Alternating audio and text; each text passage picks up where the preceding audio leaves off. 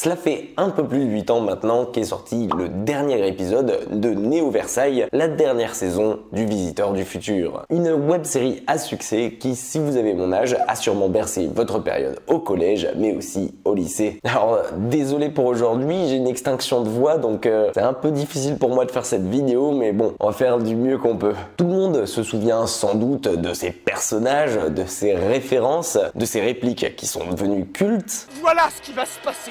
Mais aussi et surtout de certains épisodes qui vous ont sûrement marqué. Mais alors, est-ce que 8 ans après, le bébé de François Descraques, qui arrive finalement au cinéma, a eu le temps de prendre en maturité et de devenir une des pépites du cinéma français? Ou bien faut-il passer tout simplement son chemin? Et bien c'est ce que je vous propose de découvrir aujourd'hui ensemble dans cette critique.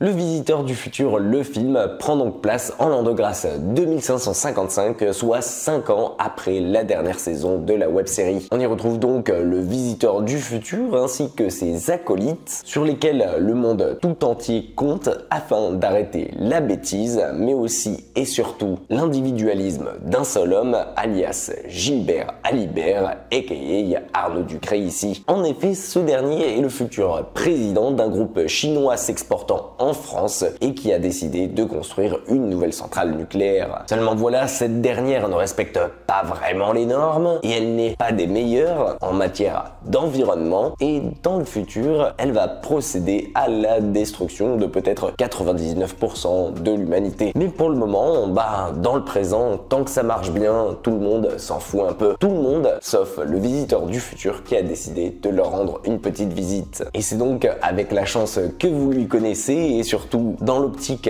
de créer un scandale politique afin de ne pas trop altérer le présent que Gilbert et sa fille vont au final se retrouver coincés en 2555 avec le Visiteur et sa bande. Prisonniers donc d'un futur où personne ne l'aime réellement et surtout avec l'impossibilité de retourner dans le présent pour le moment à cause de la brigade temporelle, Alice, la jeune fille de Gilbert, décide de mettre en place un stratagème pour faire changer les idées de son père. Vous l'aurez donc rapidement compris, cette suite au format du long métrage s'inscrit directement dans la lignée de la web-série puisqu'elle se déroule à peine 5 ans plus tard. Et alors, je vais directement répondre à une question qui est des plus souvent posées sur le film, comme ça vous êtes fixé directement maintenant. Oui, à mon humble avis, Le Visiteur du Futur, le film, s'adresse avant tout aux fans de la saga, ou tout du moins ceux qui ont vu au moins quelques épisodes pour pouvoir comprendre de quoi il s'agit, et on sent réellement que le film est avant tout fait pour eux. Entendez par là que si vous ne l'avez pas vu, vous risquez de passer à côté de beaucoup de clins d'œil, de beaucoup de références et dans la globalité du synopsis du film, parce que contrairement à Kaamelott l'an dernier qui pour moi se comprenait facilement et était accessible à tout le monde, ici elle reste quand même centrée aux aficionados de la web-série. Et je pense réellement que pour comprendre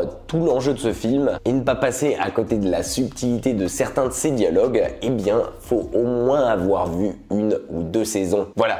Comme ça au moins c'est dit. Et pour tous les autres fans de la saga qui justement se demandent ce que j'ai pensé du film et qui se demandent justement si le film est à la hauteur pour pouvoir succéder à l'héritage qu'avait laissé la web-série en 2014, et ouais, ça commence déjà à remonter. Oh là là, mais que fait ce jeune sur son portable? Je suis vieux! Eh bien, je peux vous assurer dès maintenant que oui, le film fait plus qu'être un sincère hommage à la série. Alors, vous inquiétez pas, je vais pas rentrer trop dans les détails dans cette critique, ni même dans les spoilers, parce que c'est pas mon but sur la chaîne, comme vous me connaissez pour ceux qui ont l'habitude. Mais si vous voulez quand même rien du tout savoir et découvrir le tout par vous-même, eh bien je vous laisse quitter la vidéo et revenir plus tard pour la regarder. Alors déjà, côté casting, pour ma part, ça m'a fait très plaisir de retrouver les personnages avec lesquels j'ai un petit peu grandi, puisque mine de rien, la série a quand même duré mon collège et mon lycée, et ça fait extrêmement plaisir de les revoir réunis aujourd'hui. J'ai trouvé ça sympa de voir qu'une personne aussi connue d'Arnaud Ducré s'intéresse de près au projet et s'investisse dedans à fond et a voulu en faire partie lui aussi, et que son personnage est des plus réussis. Et avec ça vient aussi les petits plaisirs coupables, et notamment la présence au casting de beaucoup d'invités guests et surprises que je vous laisserai découvrir, mais que si vous avez commencé comme moi internet très jeune, eh bien vous allez tous vous amuser à les reconnaître. Enfin bref, de ce côté-là, c'est une pure partie de plaisir. Par contre, ici moi-même j'ai trouvé l'humour du film génial et complètement en accord avec ce que la série nous proposait en 2014, je tiens quand même à vous avertir que si vous n'êtes pas un fan de la série à la base, ou bien que vous n'avez regardé aucun épisode avant, ça risque d'être un peu compliqué pour vous, voire même vous risquez d'être un poil perdu et de ne pas forcément tout comprendre ici. Du côté du scénario du film, personnellement et simplement, je l'ai trouvé tout bonnement génial, original et d'autant plus intelligent puisqu'en plus de s'inscrire dans la lignée de la saga, on sent réellement que le réalisateur en a profité justement ici pour aborder des sujets qui lui tient sûrement réellement à cœur, comme par exemple le manque de ressources, les crises énergétique, ou bien encore l'utilisation questionnée du nucléaire dans notre vie de tous les jours. Et j'ai trouvé que sans en faire trop sur le sujet,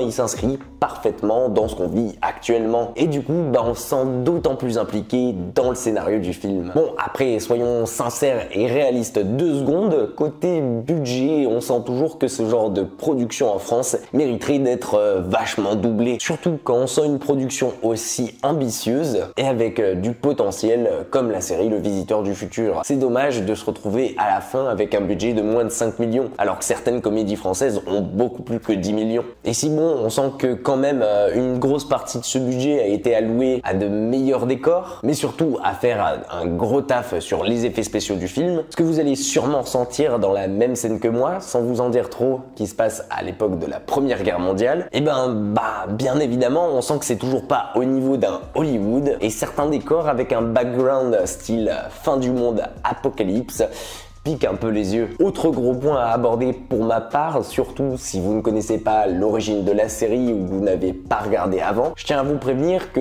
si la réalisation s'est améliorée avec le temps et notamment qu'elle a pris en ampleur pour nous donner quelque chose de beaucoup plus correct qu'à l'époque de la web série, on sent tout de même que ça a été tourné et pensé à l'origine pour une série justement. Et je tiens quand même à le préciser parce que je pense que certains qui ne connaissaient pas la série à l'origine ou bien qui n'ont pas l'habitude des web-séries en film, comme nous par exemple, pourront un peu sortir du film. Mais pour ma part, si ce n'est ces 2 petits points qui méritaient d'être abordés, eh bien, je pense que oui, Le Visiteur du futur, le film, c'est un très bon film de fantasy et surtout un véritable hommage réussi pour la série. Il s'inscrit pour ma part parfaitement dans la lignée de ce qu'on pouvait en attendre et on sent surtout qu'il a été fait avec amour pour les fans. Et honnêtement, pour toutes les émotions que le film m'a fait ressortir en moi et toute l'époque que ça m'a rappelé, eh bien je tiens à les féliciter. Et vous, qu'est-ce que vous avez pensé de ce Visiteur le futur, le film? Est-ce que c'était un film que comme moi vous avez attendu depuis longtemps et vous étiez un fan à la base de la série, ou bien est-ce que c'est pour vous une toute nouvelle découverte? Pensez à me faire vos retours dessus en commentaire, j'ai hâte de lire tout ça. Si la vidéo vous a plu, pensez à mettre un petit pouce en l'air, ça m'aiderait facilement à guérir ma voix et surtout considérez à vous abonner à la chaîne, c'est gratuit et c'est surtout le moyen le plus simple pour vous de m'aider à la faire s'agrandir. Quant à moi, il ne me reste plus qu'à vous dire prenez soin de vous et on se retrouve très vite dans une toute nouvelle critique.